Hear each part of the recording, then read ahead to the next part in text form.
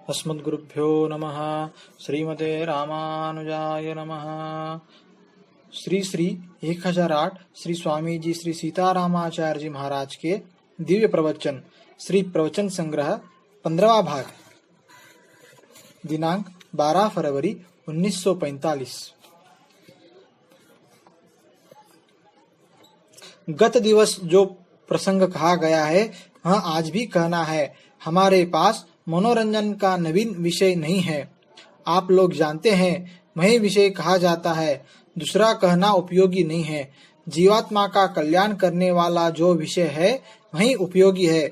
बहुत बार समझाया है कि जीवात्मा नित्य है और यह शरीर अनित्य है, और शरीर से संबंध रखने वाली सभी चीजें अनित्य है, और उनके संबंधी परमात्मा भी नित्य है। हम लोगों को अच्छा शरीर और अच्छा समय मिला है, परंतु हम अनित्य चीज के लिए ही रात दिन कोशिश करते हैं।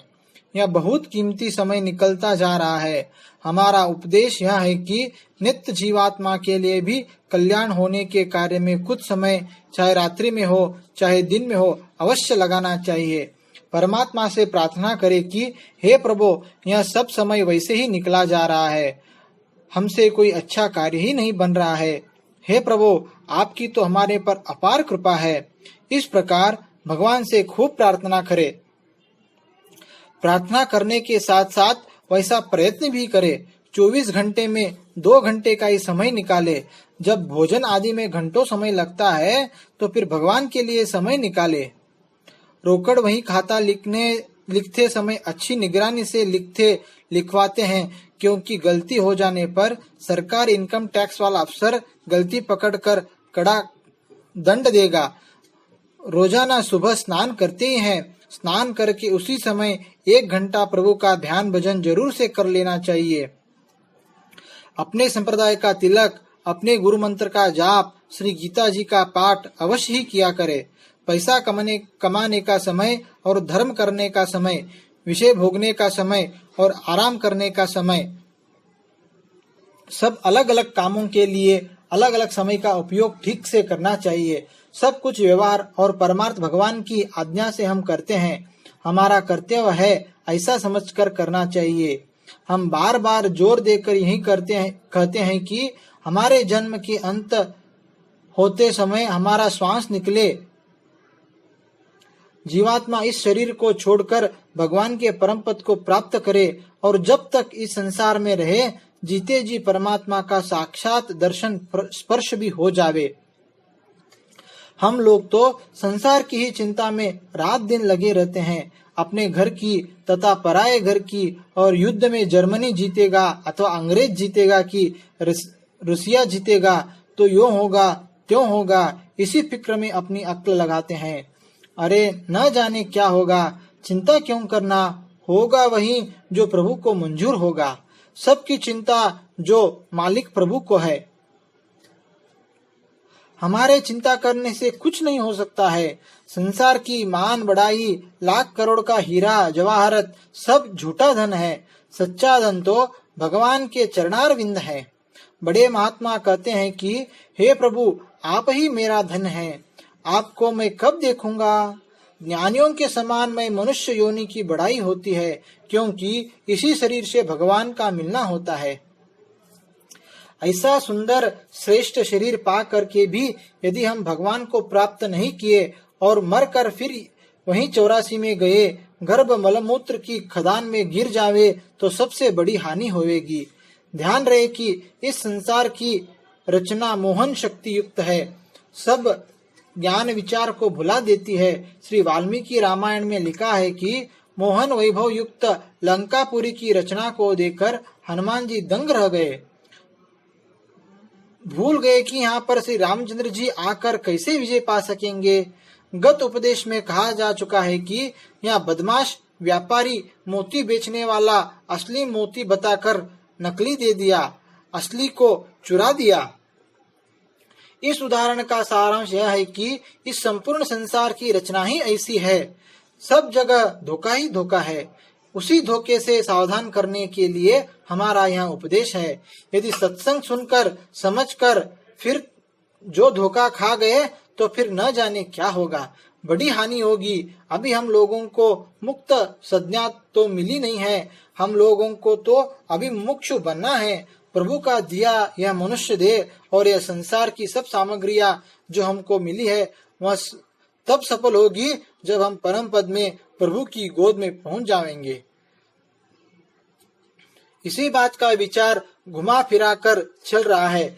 गर्भ और जन्म मरण का दुख देखकर जिसका जी न घबराएगा, सुंदर मकान की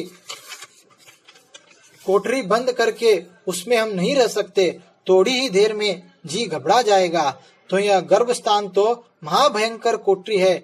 इस कोठरी में हमें अब न जाना पड़े और भगवान का परम पद मिल जावे, ऐसा अचूक सच्चा उपाय क्या है, उसी को ढूंढना है। अच्छे शास्त्र को दो उपाय बताते हैं, कठिन उपाय, सरल उपाय। कर्म योग, भक्ति योग, ज्ञान योग, ये तीन उपाय अति कठिन है। शरणागति सिद्ध उपाय सुगम है। आचार निष्ठा उपाय कहलाता है। यह चरमोपाय आखिरी सहज उपाय है। यह पांचा उपाय खास अधिकारी को एकांत में उपदेश करने का है, वह यहाँ पर नहीं कहेंगे। वेदांत शास्त्र में कर्म ज्ञान भक्ति प्रपत्ति का विचार किया गया है। इस जगत को प्रपंच कहते हैं, अर्थात परमात्मा नटवर की यह लीला भूमि है। इसी को लीला विभूति भी कहते हैं। इस लीला विभूति की चीजें परिवर्तन हो जाने वाली है। आज तो चीज हमारे पास है, वह कुछ समय पर सड़ जाएगी, गल जाएगी, बदल जाएगी, हमारे पास से छूट जाएगी। इस जन्म का यह घर, माँ बाप, स्त्री, पुत्र जो अभी है वैसे ही आगे के जन्म में थे, वे सब छूट गए हैं और छूट जाएंगे। उसी तरह इस जन्म के भी छूट जाएंगे। बहुत छूट गए और जो कुछ है वह सब छोड़ना ही पड़ेगा। यह शरीर भी अपना नहीं है, श्वास निकला तो सब छूट गया। इसलिए हमको सोचना चाहिए कि हम अक्ल वाले तब होंगे कि कभी भी न छूटने वाले चीज परमात्मा का परम पद हमें मिल जावे। परम पद में जाकर फिर नहीं लौटना होता है। परम पद का सुख मिल जाने पर कोई भी दुख नहीं होता है। प्रपत्ति और भक्ति परम पद पाने के उपाय कहे गए हैं और उसे कई बार समझा चुके हैं। भक्ति 9 प्रकार की भेद वाली कही गई है। उसी भक्ति को पूरा करेंगे तो परम पद प्राप्त हो सकता है। हम करेंगे और भक्ति पूरी होगी तब उसके फल से परम पद मिलेगा, ऐसा स्पष्ट शास्त्र कहता है। हम करने वाले हुए, भक्ति संपूर्ण करना साधन हुआ और परमात्मा परम पद देवेंगे, यह फल हुआ। अब प्रपत्ति क्या है इसको भी बता देते हैं। बताया तो अनेक बार गया है और आप लोगों ने सुना भी है, क्योंकि आप लोग शरणागत है। परंतु आपसे पूछे कि शरणागति किसे कहते हैं तो बहुत से लोग उत्तर देकर उत्तर नहीं बता सकते हैं। इसलिए हमसे सुनकर भली प्रकार मनन करके याद कर रखना चाहिए। जो मुमुक्षु कर्म और ज्ञान तथा नवदा भक्ति के स्वरूप को समझकर डर गया कि यह तो बहुत कठिन है, नवदा भक्ति अखंड तैल धारावत जिंदगी भर करना और फिर नाम लेकर मरना, इस परतंत्र जीव से किस प्रकार बन सकेगा। हम देखते हैं कि 24 घंटों में हम कितनी देर भक्ति करते हैं। 8-10 घंटे तो निद्रा में चले जाते हैं, खाने पीने में 4 घंटे चले जाते हैं, शौच, लघु शंका, मुखारी करने, नहाने में तो 3 घंटे चले जाते हैं और 10-12 घंटे पेट भरने का उद्यम नौकरी में लग जाते हैं। इस प्रकार 24 घंटे का समय बीत जाता है। 24 तो क्या 101 घंटे का दिन रात होता तो भी इस जीव को संसार के कामों से फुर्सत नहीं मिल सकती। भगवान ने कृपा करके 12 घंटे की रात और 12 घंटे का दिन बनाया है। रात्रि तो आराम के लिए बनाई गई है। उस समय का उस नियम का पशु और पक्षी बराबर पालन करते हैं। दिन के बाद रात्रि होते ही सब पशु पक्षी 12 घंटे आराम से रात्रि बिताते हैं। परंतु ये अक्लवान बनने वाले बिना सींग पूंछ के जानवर, जिन्हें मनुष्य कहते हैं, 12 घंटे दिन में तो पैसे के लिए हाय हाय करके पाप कर्म करते हैं और रात्रि में भी 12 बजे तक करते रहते हैं। सुख से कभी नहीं सोते, सोते हैं तो स्वप्न देवी हाय हाय करते हैं। ऐसी दशा में भगवान की 9 प्रकार की भक्ति कैसे की जा सकती है? भक्ति करने वाले के ऊपर ही जिम्मेदारी है, करे तो तरे। समझदार ने ईमानदारी से जान लिया कि यह कठिन ज्ञान और भक्ति आदि उपाय से हम पार न हो सकेंगे, तब वह शरणागति उपाय को ग्रहण करता है। यह सिद्ध उपाय है, उपाय को बनाना नहीं पड़ता। कर्म ज्ञान भक्ति उपायों को खुद ही बनाना पड़ता है और शरणागति बनाया हुआ तैयार उपाय है।